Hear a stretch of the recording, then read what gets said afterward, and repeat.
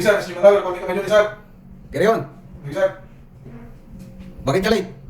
Sir, ako po ay napunta ng traffic sa Batangas. Nung ako po ay papunta dito sa ating detachment, sir.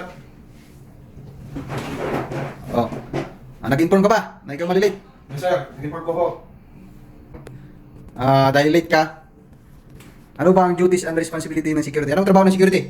Ang trabaho po ng security, sir, ito po tayo, life and interest, sir. Life ang ano isa? Protect life. Property, sir. Protect life and properties and interest, sir. Oh, paano natin protektahan yung property? Sa anong paraan? Kailangan namin, sir, mag-equate sa control access, sir.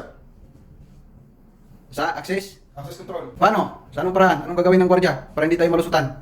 I-inspect namin, sir, yung mga bag. Ano ba? Yung mga item, may nakalista po sa kanilang gate pass.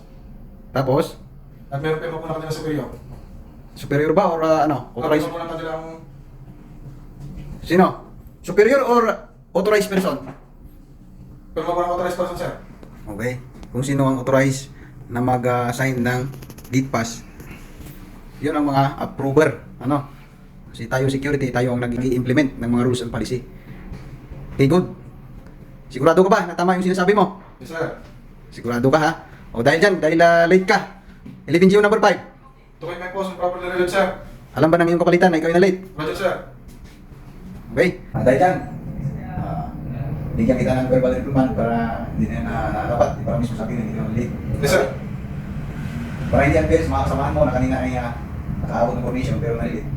Binigyan ko sila ng disciplinary action. Kaya ang ginawa ko sa nila, ang ginawa ko doon, ay binigyan ko ng push-up. Para din sa'yo. Ano? Yes, sir. Ayaw mo ba yung 2 weeks?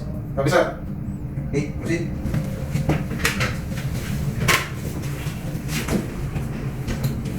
Sigurado ka, ayaw mo ah.